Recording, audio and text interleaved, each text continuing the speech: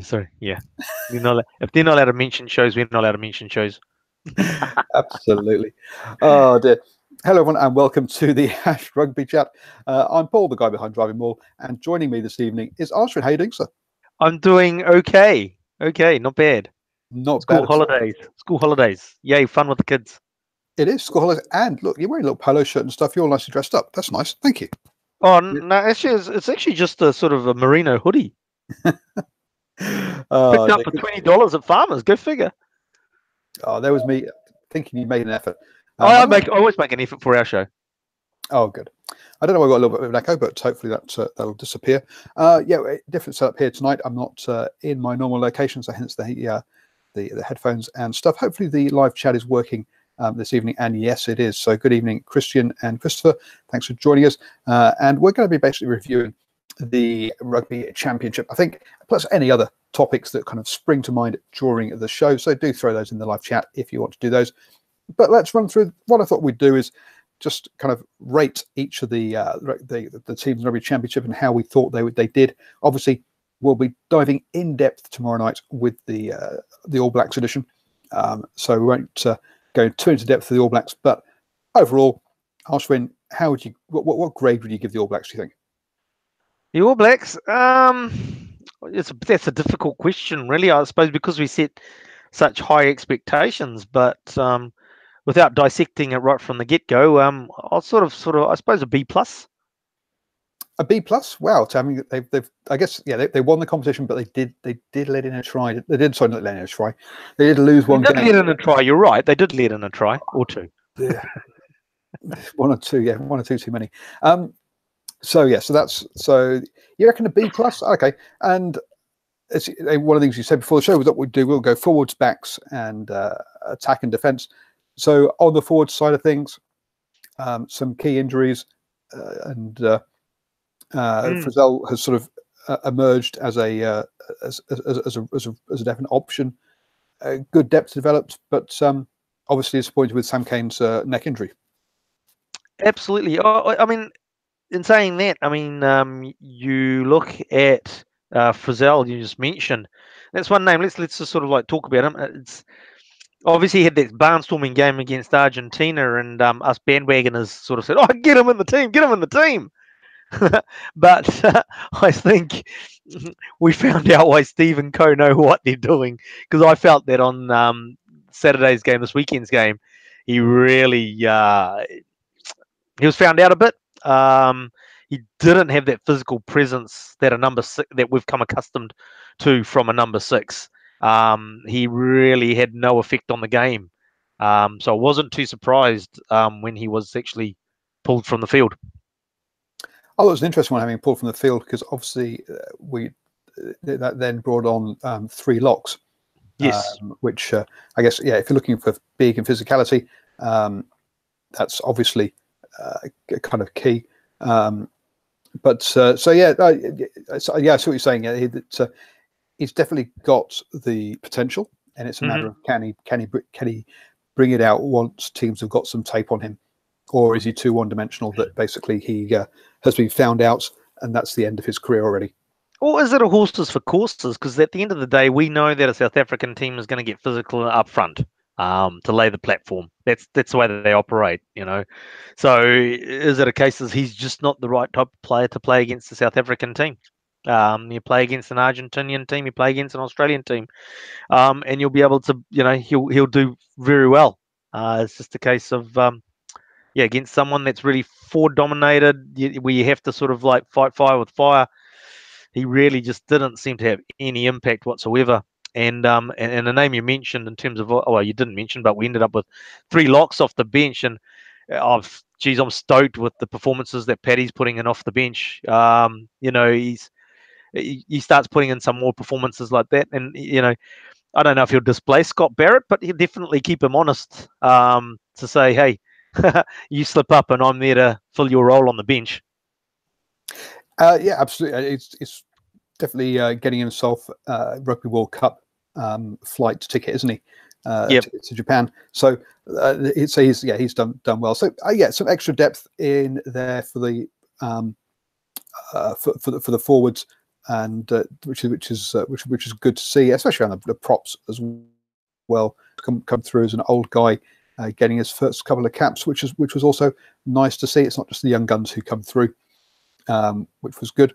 And looking at the backs, kind of still a lot of confusion around the centre partnership, but everything else looks pretty settled.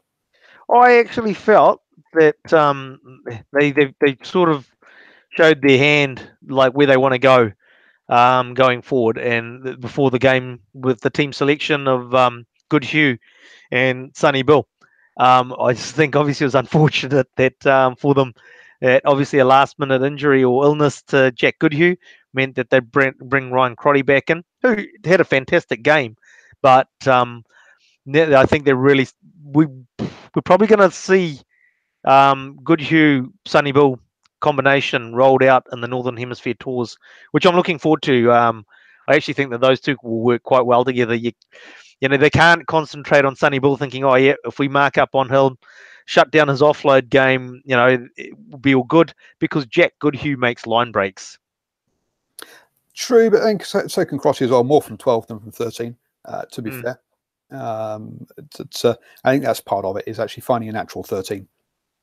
Is the other piece. I mean, just there's the number of 12s has just been pretty crazy over the last couple of years. Obviously, Sonny Bill, Crotty, Lau Mappy, even I've just gone blank as the Blues guy that got injured early in the season and was out, and has gone overseas now. But there's been several. But Antoinette Brown was pretty much the only 13 that was in the reckoning for the past year. So it's good to see that someone else has come through now as a proper 13 eventually. So yeah, starting to see that sort of balance. And do you want to talk about? And then actually, we'll draw down into some pretty detail tomorrow. Let's move on to South Africa and the Boks, and what obviously second in the championship, came so close to going back-to-back wins over the All Blacks. What grade do you give them? Oh, look, you'd sort of give them a you're tempted to sort of say, hey, look, if you compare them on a baseline before the Rugby Championship started, you'd sort of, AA plus. But reality is that you have to base it on, I suppose, the All Blacks as a baseline effectively, and you'd give them a B, definitely. There's a couple of things there, though. I mean, I suppose the Boks were one out of the box. I think it'd be way harsh there. I think that's definitely an A grade for the Boks compared to where we, next to expectations as to what was kind of coming into this tournament. Look, yeah, well, that's what I'm saying, though. I mean, it depends whether if you measure it against the expectations coming into the tournament, into the Rugby Championship, then you go A. But if you're basically basing it on what the competition, then you're going a B. Well, then you might just go A, B, C, D on as the first, second, third, fourth if we're playing that. Well, game. because I gave the All Blacks a B plus.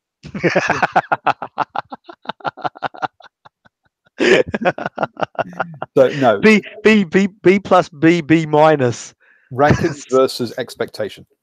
Oh, sure. Look, expectations. No, they definitely get an A for that.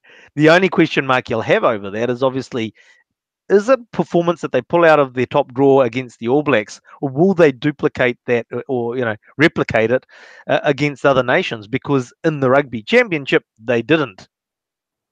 They didn't early on, which I think is part of it. And I think we've got to remember here that Rassie has only been with them for 9 games now, of which 6 of those were in this championship, and 10 games, because he had that one in the one up in Washington DC, but I'm not sure that one really counts. And I think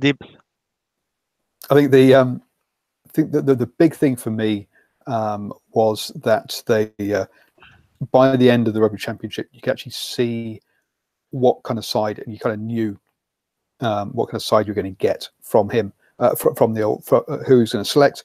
Whereas at the beginning, he really was a bit of a tinkerer, and we saw lots of changes around the around personnel, and I don't think he really knew who his best side was. No, absolutely, and you look at I think the Box have got a few concerns around a few positions, but in saying that, in other positions, they've actually got a lot of depth, and they've got some players that'll come be available from Europe. I know a lot of people saying, "Oh, yeah, but they're old in the tooth, etc., etc." It's just like, look, they're still very good players, and they're going to bring some good depth to that squad. But as I said, there's a couple of key positions, and obviously the glaring one from the weekend was halfback. So there was a big performance downgrade once Faf left the pitch. I don't know. I've heard a few different stories on why he left the pitch. Apparently, he was cramping and the like, but at the end of the day, he did, and I think there was a huge step down after he left. And whether that was part of the sort of turnaround for the All Blacks or not, one will never know. But he definitely is a big difference. I mean, he's basically playing the whole game if he's able to. Yeah, I think what we're seeing, well, for me, what it was that Razzie's found his first 15. He's still not sure about his bench, and he's still sorting that out. Well, he's not sure about his bench because he doesn't have one. Well, he's as I said, no, there's some players that will come back. Vermeulens and the like, who will definitely be in the picture. That will strengthen the back row, for example. And they'll have some of those positions that'll strengthen where they've already got some strength and get better. But there's that halfback positions is quite a key one for them. I think that they'll need to find someone to back up Faf. Well, there was definitely the guy at the Lions that I've gone blank as the guy. I can picture him. I can picture the guy on the name, and I was like, "Oh my god, I hate it when this happens."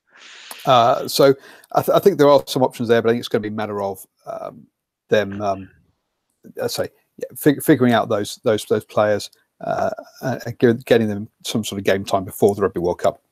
But at least, hey, they've got their best 15. He knows who his best 15 is. Give or take a player here or there. But yeah, the next. Do you think they have a backup at first 5? I think they're developing one, and it will be Williamson, who came on at fullback at 20, who was at 23. Yeah. So I think Williamson will be the backup one, but it's a matter of, but it was his first year in Super Rugby this year.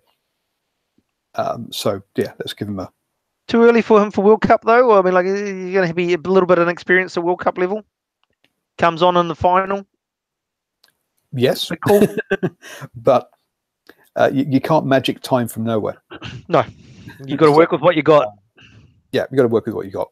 And I think he could he could be the guy that gets that 22 jersey. Yeah. The other issue that I think they've got is the backup front for the front row. Their starting front row on the weekend was good enough. I'm not going to say they were great, but their starting front row was good enough. Obviously, Mark's out of the equation. Mark's is world class, but their props were good enough. But when they go to the bench, their props aren't good enough. Yeah. I don't know. I think that you really don't rate the beast at all. Oh, not at all. He's a myth. But to have 100 cap experience to come off the bench, I think, to finish off a game, I think is not a bad place to be.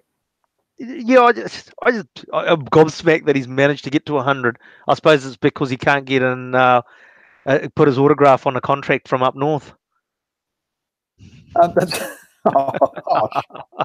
Harsh, but fair. It really, I mean, honestly, the number of times that he's got 100 games, but he's been a starting prop for most of his 100 games, and there's the chant of beast goes out whenever he plays in South Africa, and he's going backwards while they're chanting it.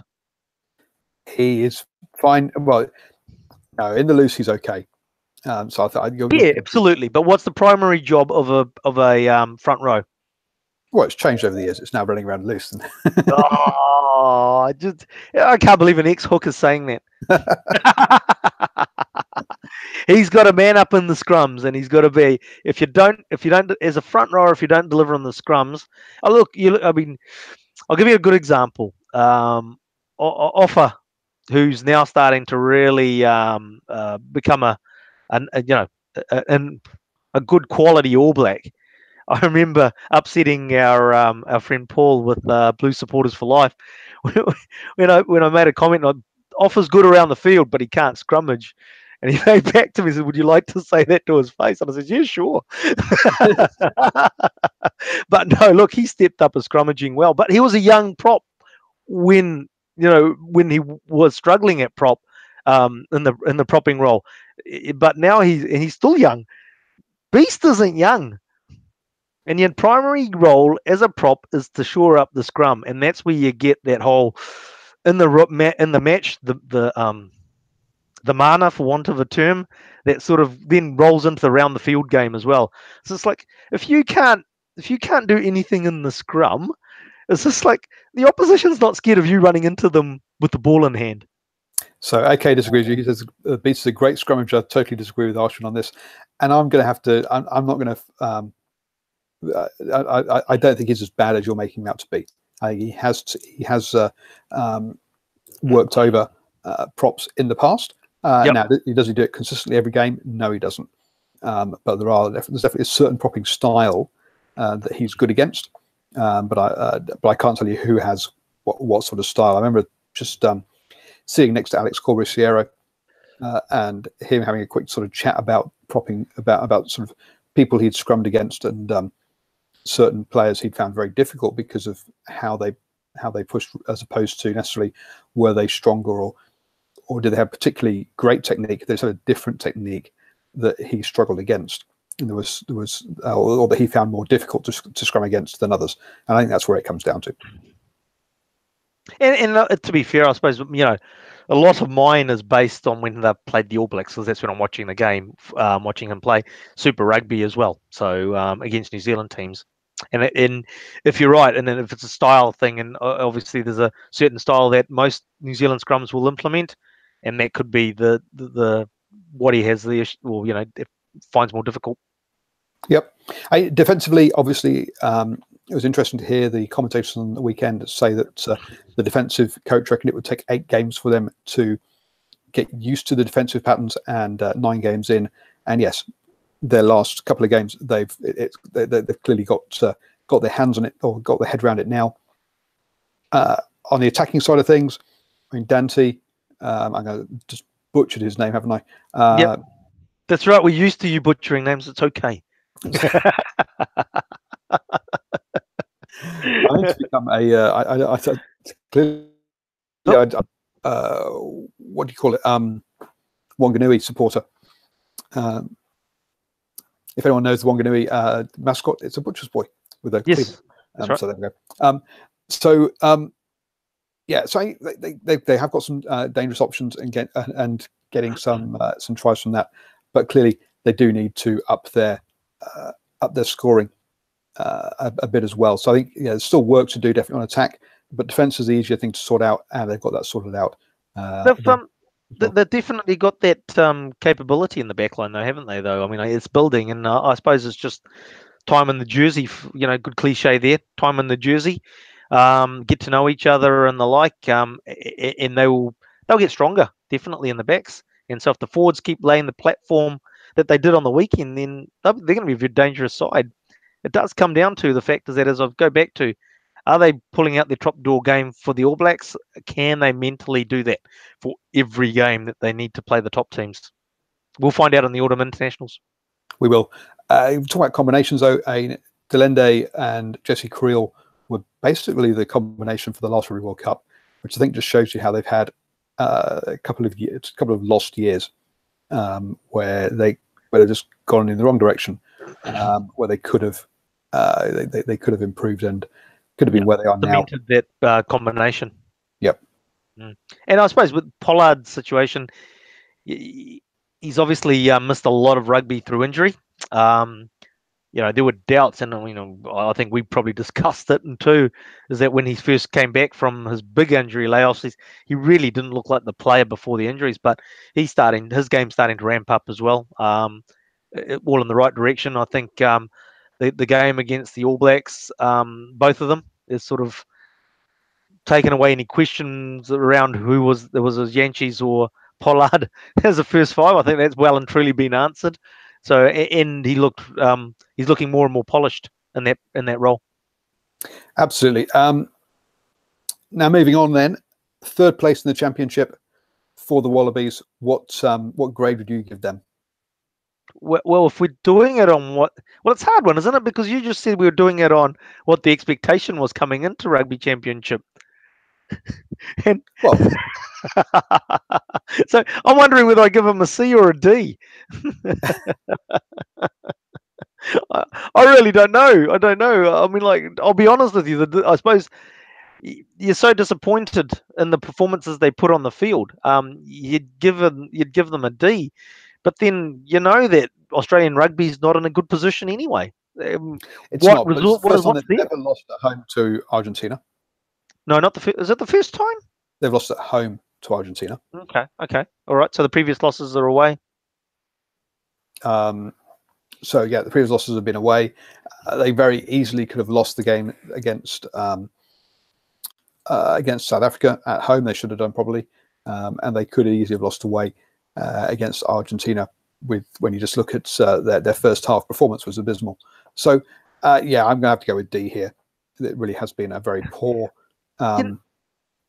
That's the reason why I or made my comment about the South Africans with the Boks, in terms of where are they mentally with their opposition, because they go and do that performance against the All Blacks in Wellington, and realistically they should have absolutely put the Wallabies away, whereas the Wallabies actually had a chance to win that game. True. And then you're sort of like, well, the commentators made the comment in the Argentinian game where it's like, did the second half save Checker? And it's just like, it was a totally different team. Where's that team been for the championship? If that team rolls out for the previous games, who knows what might have happened in their other games? Yeah, true. And it's not rocket science stuff either. It was just straightened up running rather than running laterally and just fronting up. So true. Just fronting up and putting the effort in. And perhaps just not, perhaps also playing for each other rather than trying to do it yourself. We saw some more of that from Folau in the second half as well, which he butchered at least one try. But then he went and scored one. So he kind of got away with it. But yeah, there's a bit too much of that of some of the players just trying to do it themselves rather than actually trying to play as a team. And for me, it is an interesting thing though, and it's just like what you've just highlighted there. When you're playing really badly, what you do start to do is you start playing as individuals, because you're trying to. I mean, not in a bad way. It's a case of, look, I've got to lift my game, and I've got to put more effort in. And what you do is that you just focus on you trying to win the game yourself, instead of realizing that you've got 14 other players on the field to help you do it. And it's a mentality that a lot of losing teams get into. Yeah, and they do definitely have depth issues. I mean, Jack's good point in the live chat there. Australia have problems at 9 and 10, and they do definitely have problems at 9 and 10. They just don't have when the first choice guys, or actually even first choice at 10 is a bit dodgy. But the drop off from Will Genia downwards is just crazy. A chasm. Yep. I mean, there's good arguments that Will Genia is the most important player to Australia. In a similar way, for Faf de Klerk is the most important player for South Africa, or Marks maybe, but no, I'd go Faf. I think he's just he does it. So going back to South Africa again, the thing that Faf did on the weekend is that he's able to. I don't think he's doing verbals, but he's getting under Aaron Smith's skin. He's ruining Aaron Smith's game. He's putting pressure on him, and really upsetting him. And when if Faf gets injured, another halfback comes on, Aaron Smith's going to be happy days again for him, Whereas Mark's just a out and out great player, but he's not in a position to get under the skin of, say, a key player like Aaron Smith. No, he could be in the position to get under the skin of Cody Taylor, but he didn't do that. So no, he didn't, and he doesn't look like a player that will do that. Faf with those flowing golden mane thing running around, he just looks like a person that's going to needle someone and get into them. Well, I mean, just the fact that he caught Aaron Smith at the back of one of the scrums, for example. Yeah, that absolutely. Should never happen. Right at the beginning of the game too. Right at the beginning. How much does that mentally get into Aaron Smith's head? Because after that, Kieran Reid was having to protect him by sticking his butt out further so that Faf couldn't get around to get to him. That was so noticeable. And now you're sort of like, hey, Faf's within the first 5 minutes of game, or however early that was, has changed the way that the All Blacks are going to have to use the back of their scrum. Because Kieran Reid's got to make sure he's positioned himself to protect that ball so that Aaron Smith doesn't get harassed. Yep. No, good point. Yeah, absolutely. Yeah. But going back to Australia, they have a lot more questions around them than South Africa in the back line as well. Where do you play Dame Helmet-Petty and Folau? It does feel like they've got like 3 or 4 options in some positions, such as fullback, and then 0 options in other positions. Or for all the positives that Folau brings, does he actually bring more questions to the team setup than answers? I'm seriously thinking, do you actually sort of say, hey, look, with the off-field issues, with all the talk about the dollars that they have to throw at him, do they just say, hey, look, we can't afford him anyway, and is it better for our team structure and unity just to say bye-bye Israel Folau? I'd say yes, but there's plenty of people in Australia who clearly don't agree. Yeah, and we've got people that'll be listening and following, and it'll be good to know what their opinions are on that. Yeah, so down below, is Folau too expensive and too much of a team issue to actually be to get a new contract with Australia? Yeah, it's just like you've got the off-field issues, you've got the monetary problems that Australian rugby has. When you play Folau, where do you play him? Because you want to play him at centre, do you play him on the wing? Do you play him at fullback? You play him at fullback. Dane Helmet-Petty, who's been one of their best performers since he got a crack, where does he go? You know, adds a lot of muddy water to the already muddy water.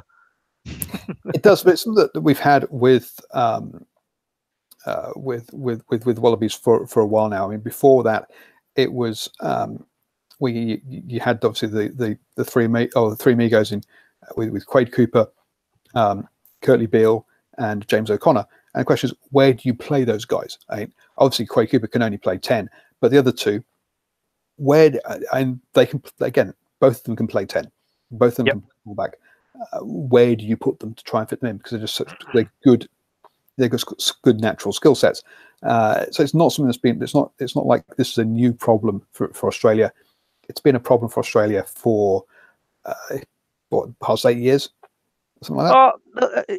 One thing that I've always, someone that even before you sort of, when I just used to watch rugby and shout at the screen type thing, when you know, especially when you're younger, and there's that one thing you realise within Australian rugby is that they are able to sort of like take players from the Waratah setup, Red setup, Brumby setup, out of those structures, and not worry about what numbers on their back. They just form a back line, and it worked. They did that so often, and but doesn't seem to be working for them anymore. Yeah, it's not working at the moment. So that's a problem. Clearly, the number of points they've given up. I mean, they were minus 50 odd.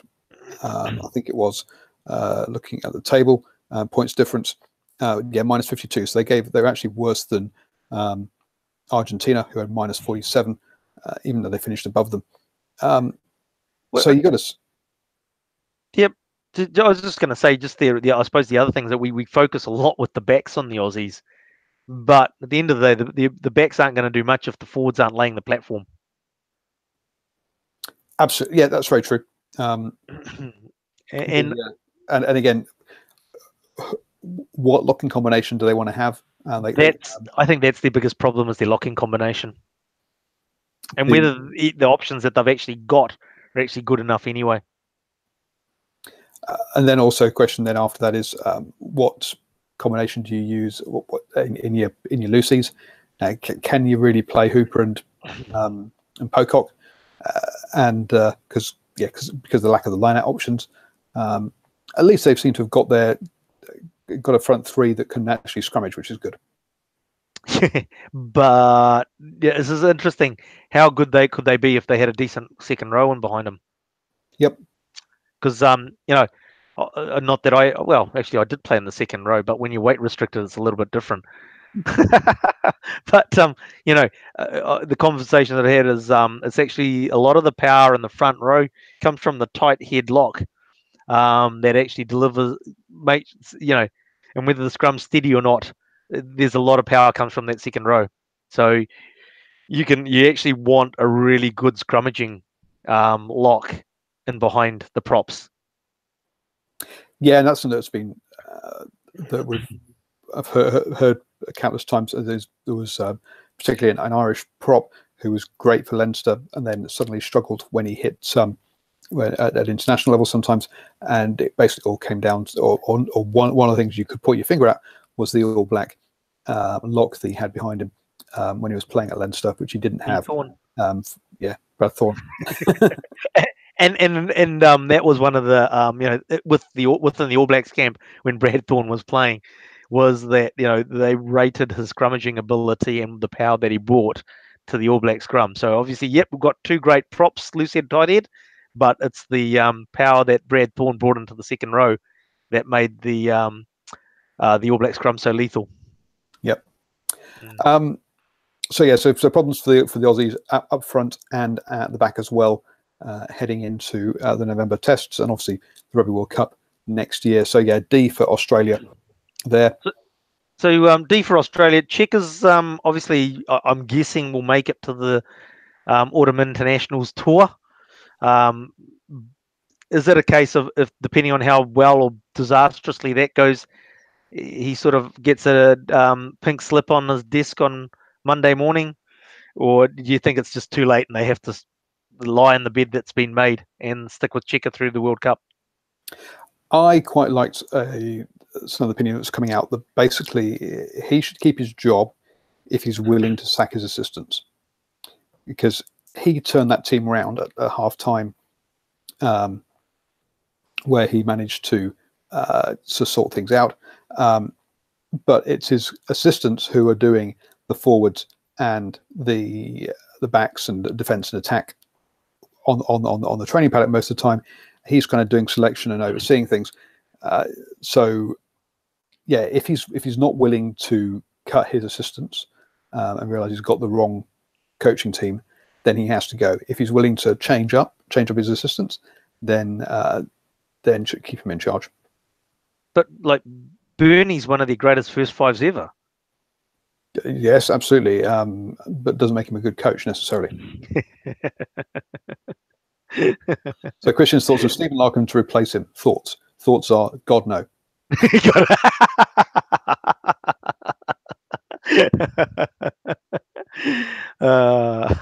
So you're saying he basically go back to having a weekend at Bernie's?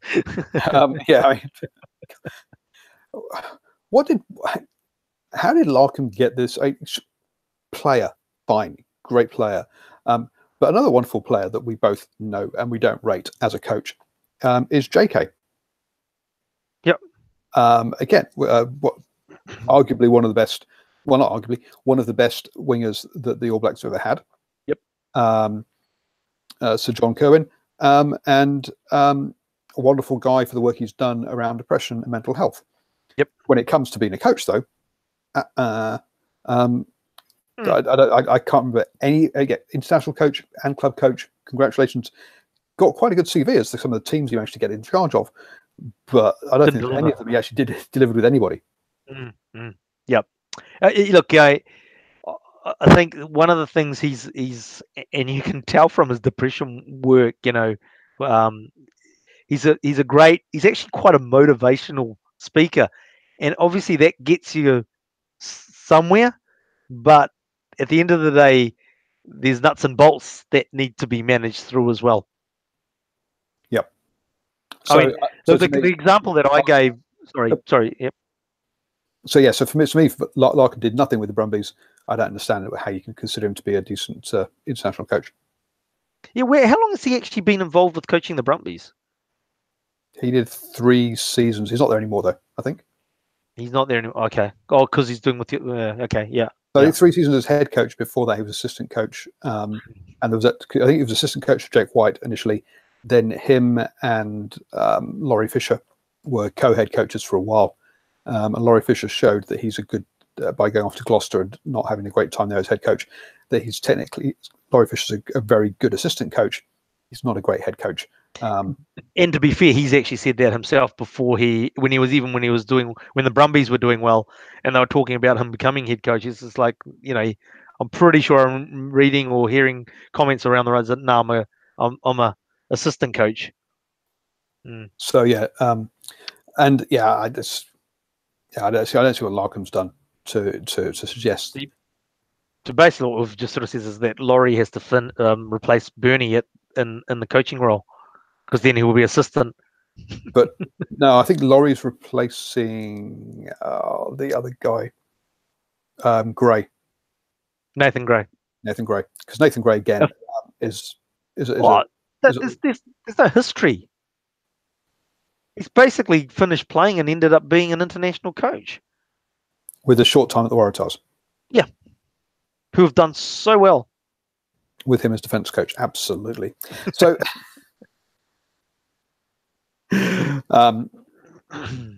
so yes, but that's both of those. I think, yeah, he needs to replace Nathan Gray, Steve Larkham straight away. I've got no idea who he's actually replaced Ledesma with as the forwards coach, but you got to say the scrum is looking much better. So the forwards coach, I think, has at least got some credit in the bank. The other two, what are they doing?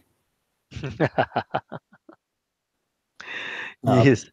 So he brings in Jake White as support, or is he working with Eddie, or is he free at the moment? Oh, I think Eddie's just going around buying every single coach, every single coach he can, just to try and give him something, so no one else can have them. So who knows? So the Los Pumas come last again, but for the first time ever have won more than one game during the Rugby Championship, beating South Africa at home and Australia away for the first time ever in the second game. Let me rate them. So what rate? What rating are you going to give them? This is like when you used to take the old school report home, and they get a C and could try harder.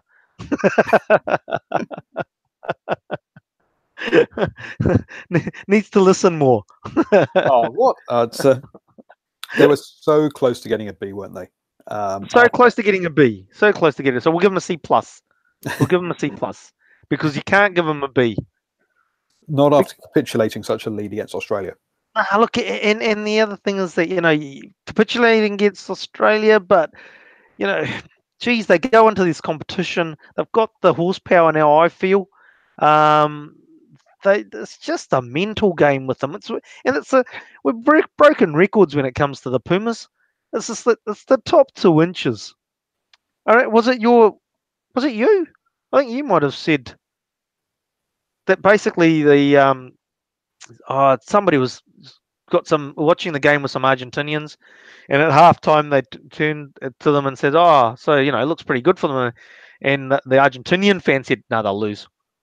They just won't. Mentally they won't. They'll lose it in the second half." And it was so right, 100%. No, that wasn't me. When I watched it with some Argentinian fans, they were all bouncing around. Anyway.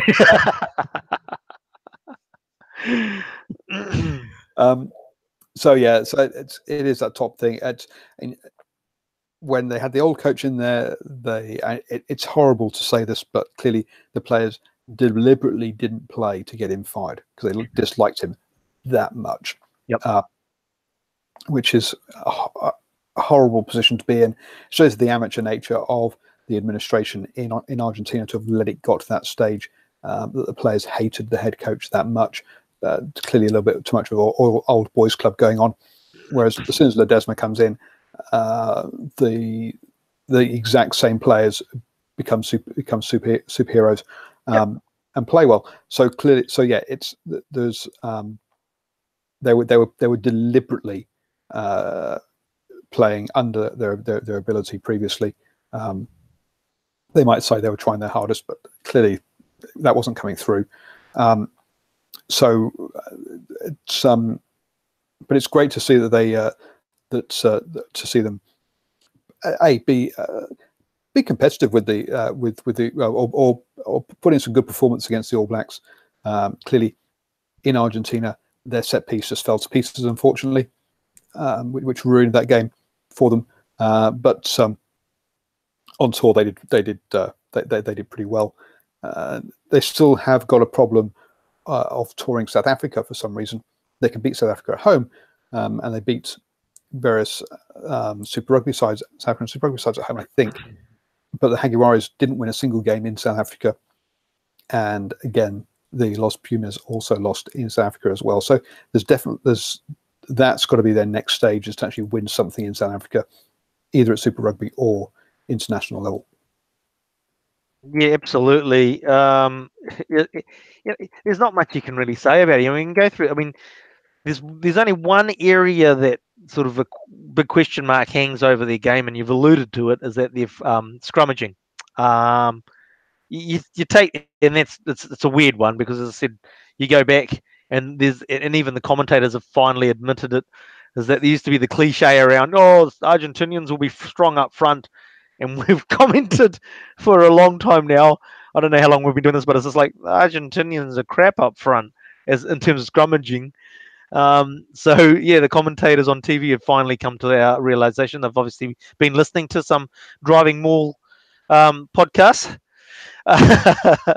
But it doesn't make sense, does it? That they've fallen their powerhouse scrummaging has just fallen away so much, because at the end of the day, when you look at it, that's the only hole I can see in their game.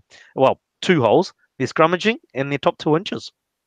Yeah, their line out fell apart during the All Blacks, but it has generally been it's been good.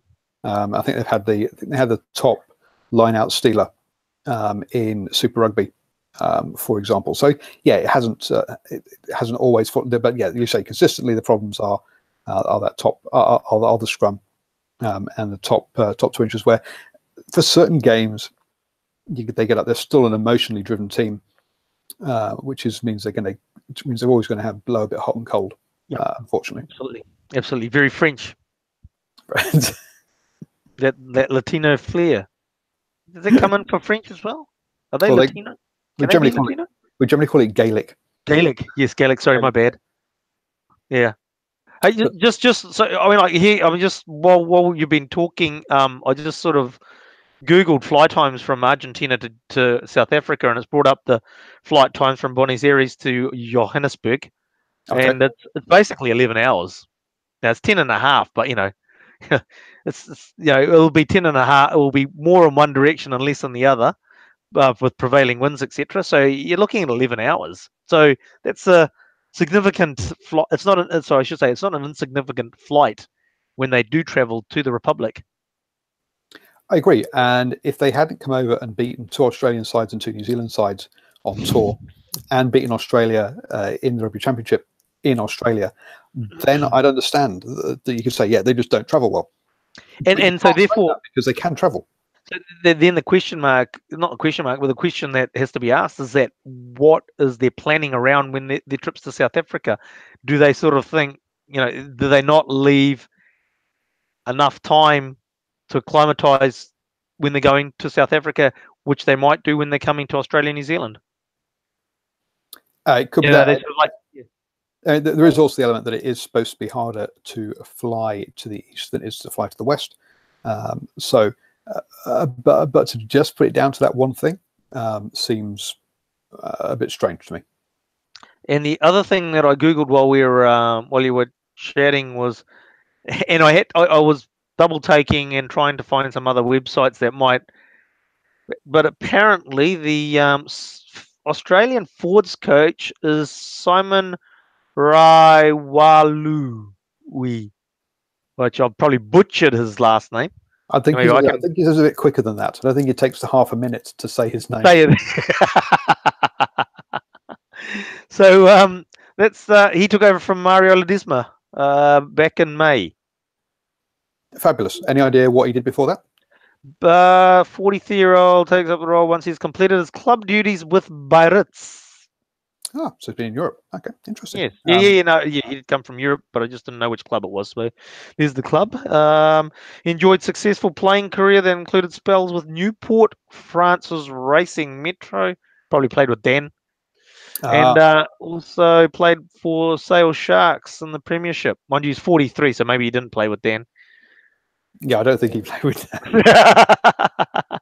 But again, when we were talking about, the coaches that we've mentioned who've been cycled through that Aussie program at that top level, he's 43. He's a young coach. True, he is. That's again. There's only one young coach that we've seen that been in the newspapers with the amount of success that he's had, and that's old Razor Robertson at that sort of young age level. So, yeah, are these players basically being rushed into top level coaching positions before they've earned their stripes?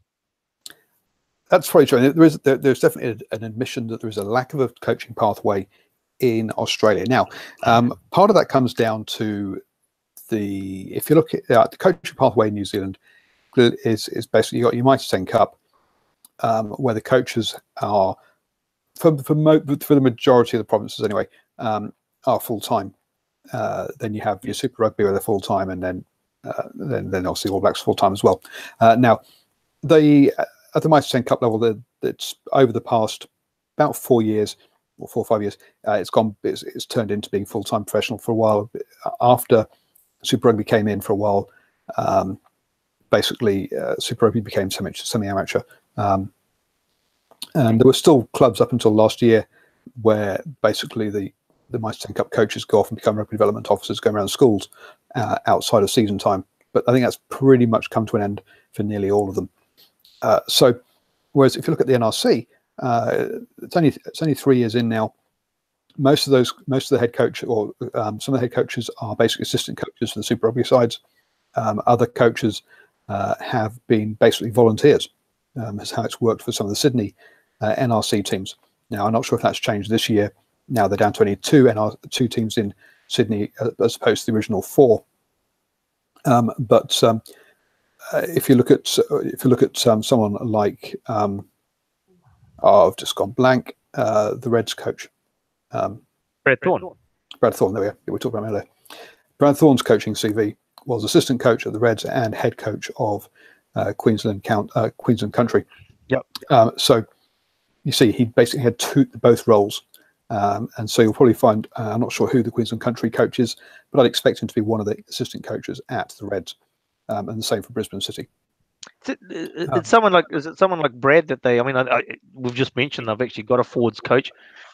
Debatable how good he is, but we actually, although Brad struggled with the Reds a bit, but you could start to see some of the he was starting to pull a team together towards the end of the Super Rugby Championship and starting to get the team that he wanted, because obviously he had a lot of old stock that he had to work with that he is replacing it with the new products towards the end of the season and getting results. You're not about to start saying to rush through another young coach into Australian side. Yeah, absolutely. That's what they do. A coach with mana and respect. A coach that's had success at a playing level. If we look at the coaches that they've got there at the moment, basically the next Australian coach, I think quite a few people are thinking should basically be the South African Vessels, who is at the Rebels. But he's had 1 year or was it half a year, or maybe 1.5 years at the Force. He's had 1 year at the Rebels. So again, give him time at this level before making the step up. We've then said we've got people like Laurie Fisher, who we know is a decent or a good assistant ref. He's come back in at the Brumbies, so again, he would be a good guy to come up, possibly with Vessels. We've got the ex-head coach of the Rebels is now assistant coach to Brad Thorne. So there's a guy who's got some head coaching experience, but again, showing that he can do the assistant coaching thing. So there are a number of that's really good English, isn't it? There are a number of coaches who are slowly building up some experience amongst those Super Rugby franchises who could form the basis of a coaching team going forward. But I mean, Styles won the NRC twice, and then became the Reds coach for, what was it, 2 seasons before he got the chop. Again, a guy kind of rushed through. So they've got to be careful of that. Give these guys maybe 5-10 years before we start rushing them through, basically. Yes, will be interesting. I think there's autumn internationals coming in. There's a lot of interesting matchups. There's a lot of the matchups themselves. There's the coaching scenarios that have to play out. So there's a lot of interesting things coming. I mean, we've just talked about the obviously digressing a bit from ranking the rugby championship teams, but we've just talked about the pressure that Cheika's going to be under as Australian coach. Eddie Jones in a similar situation, really. Obviously, going to have 3 big games coming up. Does he actually play? I know he obviously plays the All Blacks.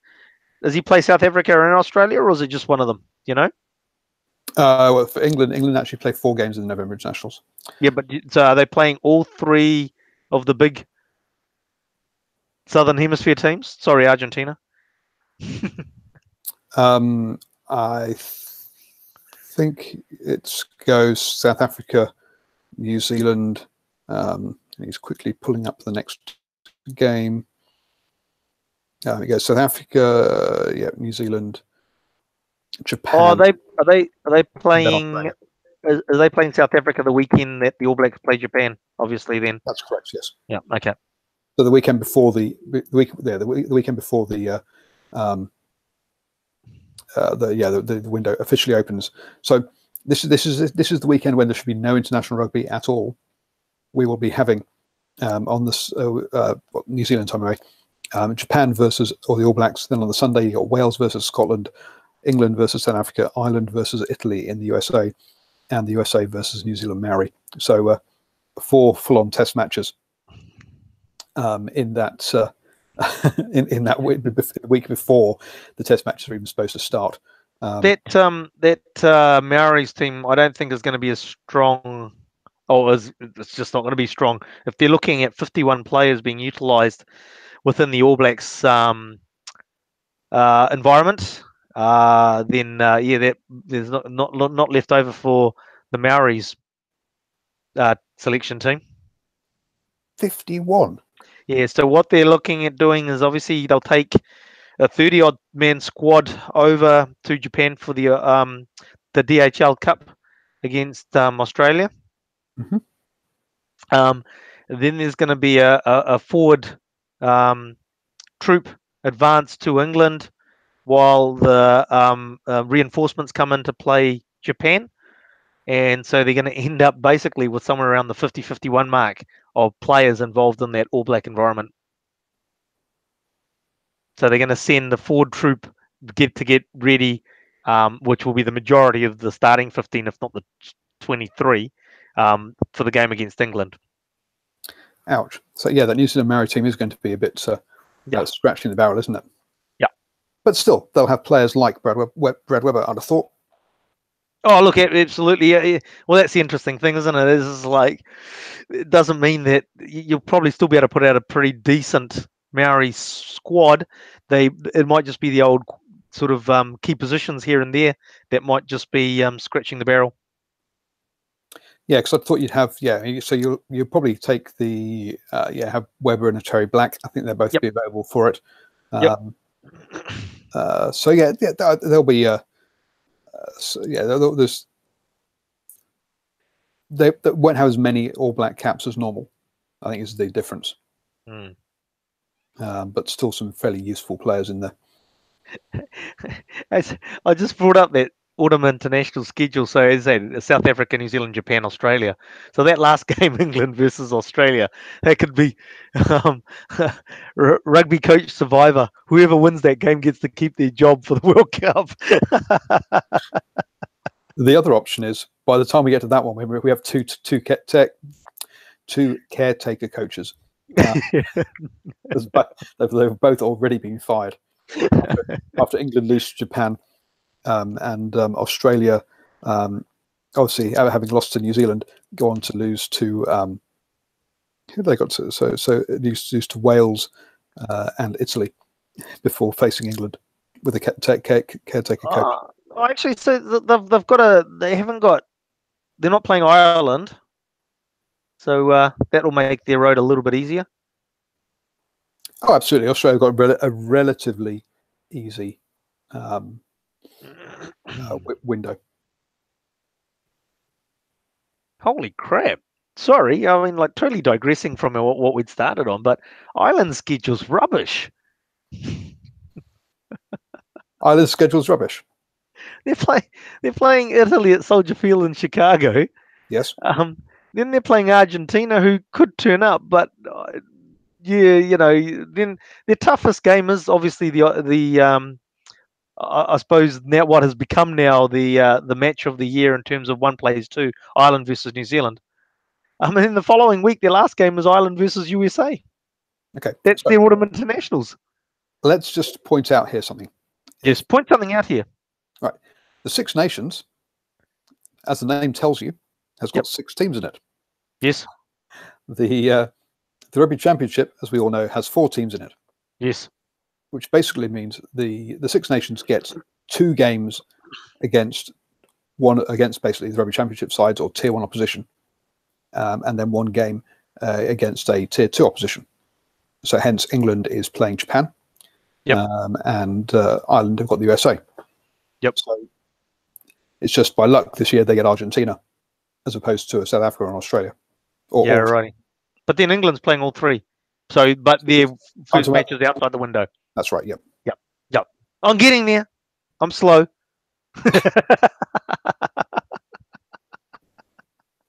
Oh dear. But what we've just talked about, we've sort of had a look back at the Rugby Championship teams, and we've sort of like I think I'm quite excited about these autumn internationals. I think there's a lot of matches coming up which are going to be really interesting to see what the results are, or just see how the teams perform even. It's going to be some pretty good games to watch. Yeah, it is. We obviously got Ireland having to juggle their team in the run up to that All Blacks game because of the travel to America. You've got England in all sorts of dire straits at the moment. They're twisting by the pools. Wales and Scotland, kind of resurgent. Wales with that 2 wins over Argentina in the June window. So 2 teams that look like they're buffering.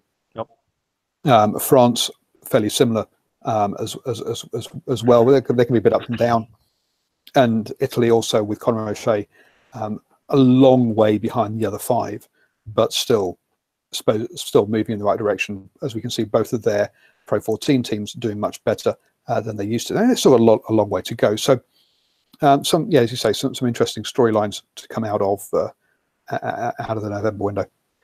Yeah, just Ireland's actually got quite a good build-up into that 17th of November game against New Zealand, because they got that game in Soldier Field in Chicago, and then they play Argentina after that. So, and then they build up. So I think they'll get a nice, good, slow workup into that game against New Zealand. Whereas New Zealand will play England, and then the following week they will play Ireland. Yep.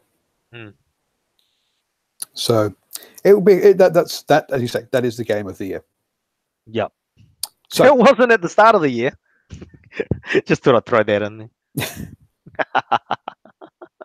Who was? I've got no idea. Anyway, thank you very much, everybody, for listening. Up there'll be a face, and that is how you subscribe to this channel. Down here is where I have my a link to the All Blacks Edition channel. We'll be back tomorrow night on that channel for the All Blacks Edition. Up there and down there are 2 videos that I'm sure you will enjoy. So please do click on one of those, and catch you all tomorrow evening. Ooh.